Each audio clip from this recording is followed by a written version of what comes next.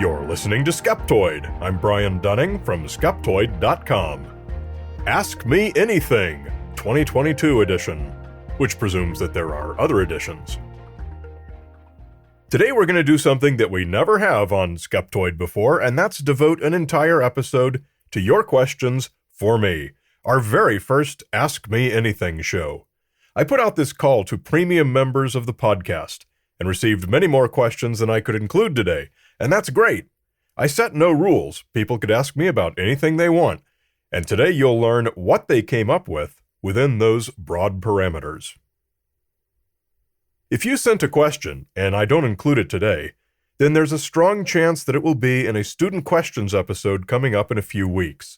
If your question was more of a Skeptoid question than a Brian question, then that's probably where you'll get to hear the answer. Hey Brian, Simon Matthews from Australia. I love supporting activities and programs that educate, and particularly science education.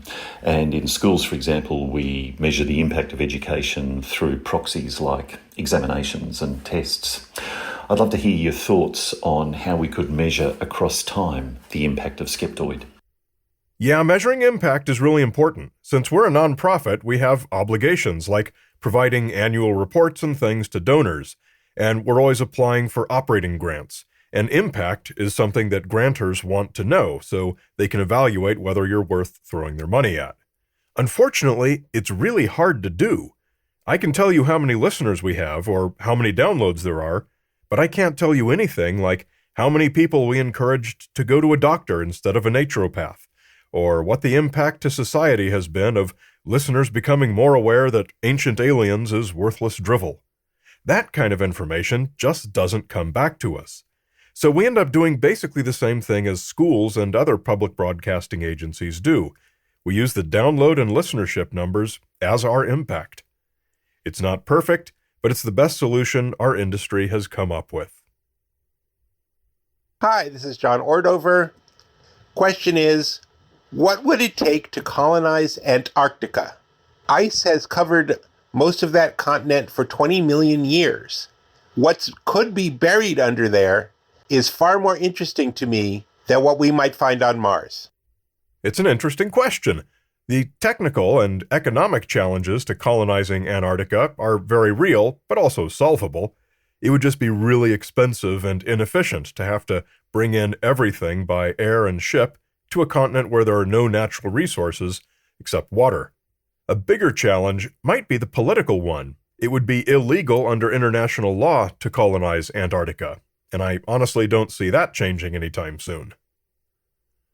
But what would those curious colonists find under the ice if they had the interest to drill down through an average of 2 kilometers of ice? Probably very little, besides glacially carved rock. About the only other interesting thing would likely be similar to what scientists have already found by drilling down to subglacial lakes, which is some 4,000 species of microbes. Brian, good morning. This is Mark Nuttall from Birmingham, England, wishing you and all the other listeners a very happy Christmas and best wishes for 2023. The most important question of the year, who's your favourite Doctor Who? Thanks very much for a great podcast. Well, that's an easy one. It's Tom Baker. And I think one reason for that is he's the one who was in the role when I first started watching. So to my brain, he's always the OG. But of course, the real reason is that ever since that day, I've lived my entire life hopelessly in love with Sarah Jane Smith. My wife has had to learn to live with that. And what can I say? I'm only a weak, fallible human, prone not only to massive fails in judgment, but also to brain-dead blunders. But hey, come on, it's Sarah Jane Smith. Any reasonable human can only but sympathize with me. And now a question from Clint. I would like to hear the origin of our skeptical hero. Were you a lonely student bullied by New Earth creationists, flat earthers, and cryptozoologists, who one day, after being flummoxed by bullies, was taken pity upon by a kindly janitor who used his bullshido to defeat the bullies and gave you an old copy of a skeptical magazine? Afterwards, were you able to spot all 12 prime logical fallacies and say things like, wait a minute, and that's not right? Got it. First guess. Hey, Brian. It's Craig Manette here. I just wanted to ask you, how do you know when to stop talking? What I mean is, whenever I'm trying to have a conversation with somebody about some woo that they buy into, I can never just sort of get a point across and stop before they start to hit a very angry phase. I know it's my limitation. I'm just wondering if there's something kind of you look for or that you've learned to recognize that I keep missing. Thanks. And great show, man. I absolutely love and look forward to every episode. Thank you. So yeah, people ask me this all the time. I guess it's something we all struggle with. Way back in 2010, I dedicated a whole episode to basically this question, called Emergency Handbook, What to Do When a Friend Loves Woo. My answer now is the same as it was then. It's that I usually don't get to a point where I have to make that call, because my normal process is never to go down that road at all. I mean, if someone wants to have that conversation, then fine, I'll have it with them. But I don't spend a lot of energy on it. Few people ever want to have a reality debate because they actually want to learn more. It's usually that they already know they're right and just want to show you. My preference is to never have those conversations in the first place. When someone at the table goes off on some subject, I prefer to smile, keep my mouth shut, and have another sip of whiskey. But if you are into it, when do you know when to shut up? I'd say the instant you can tell they're invested. The instant they start trying to convince you. At that point, anything you say is just a waste of breath. And I never talk when someone doesn't want to hear what I have to say. Should I go back and answer Clint's question about my origin story? Because I kind of feel it was mean to just give the wise answer. Okay, Clint, since this is Ask Me Anything Day. Unlike most of my fellow science communicators, I came into it via entertainment, not via science. I double majored in computer science and film directing, but ultimately transferred into a writing for film and television program, and spent a few years mostly failing miserably in Los Angeles. But anyone who knows what a dweeb I am knows that Hollywood is not an ecosystem I would thrive in, and I didn't. So I worked a largely boring and unfulfilling career in tech. I was part of IBM's effort to develop BizTalk back in the early days of XML. I was a Silicon Valley CTO in the go-go days. I consulted at Lawrence Livermore National Labs. And about the closest I ever got to entertainment was being a tech editor for a software magazine. I was, as I remain, a very boring person. But then when podcasts came along in the mid-2000s, that's when I found the perfect convergence for all my interests. And boom, here I am, 16 years later, making movies and podcasts. Hi Brian, Paul in Germany here. I wanted to ask you your favourite cryptid. As in, what cryptid do you wish were real? Well, I have to say Bigfoot for my favorite, because that's largely what got me into science and science fiction. Plus it haunted my dreams and terrified me well into my 20s. The big damn walking carpet. So I don't wish they were real, because that would be scary. For what I do wish was real, I would turn to mermaids. But not in a creepy way, hear me out. Imagine a whole other race of intelligent humanoids here on Earth.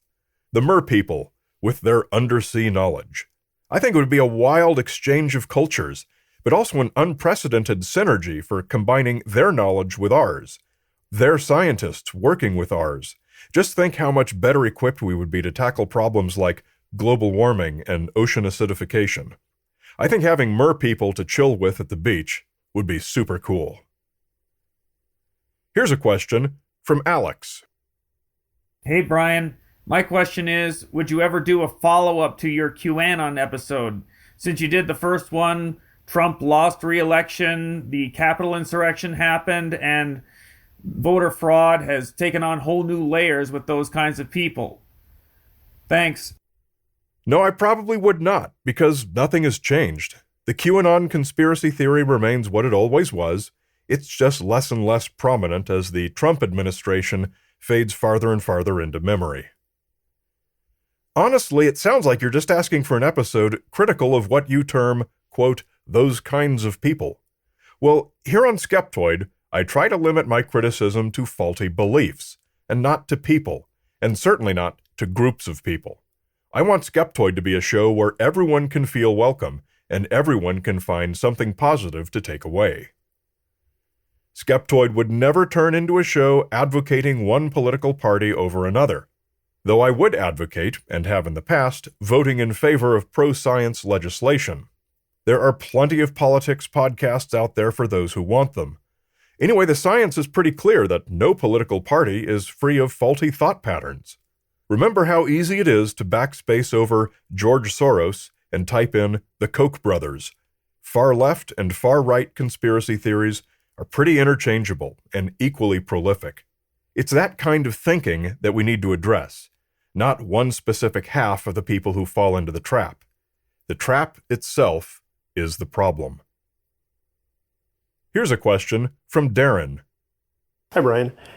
I have a question about probably one of the biggest conspiracies of all time, and it's still currently ongoing. Now, I'm afraid that you're not going to be able to respond to this because you actually are part of the conspiracy, part of the cover-up, as is pretty much everybody I know. Of course, I'm talking about the Santa Claus conspiracy.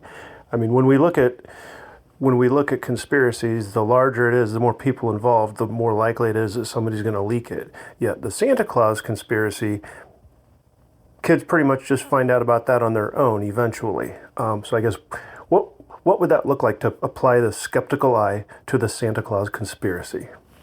Thanks. So I guess this is something of a tongue-in-cheek question, but also if you think about it, it's true. Nearly everyone has, at some point, mentioned Santa Claus to a little kid. And so it's true that we are all part of a global conspiracy to perpetuate the myth of the existence of the jolly fellow in red. Interestingly, Darren mentions the improbability of a conspiracy remaining hidden the more people are involved. A callback to David Robert Grimes' famous 2016 article in PLOS ONE on the viability of conspiratorial beliefs. In this article, he gives the math based on a number of actual conspiracies that were eventually uncovered. I'm not going to bother plugging in the numbers here, as since nearly every person in the Western world has mentioned Santa and also knows it's bogus, the chances of it remaining concealed are near zero. And that's exactly what we see. So to answer your question directly, applying the skeptical eye to the Santa Claus conspiracy would find that it's essentially impossible for it to remain hidden. And so that's a wrap for our official first Ask Me Anything episode. Perhaps we'll make it an annual tradition. Until next time, remember to always be skeptical.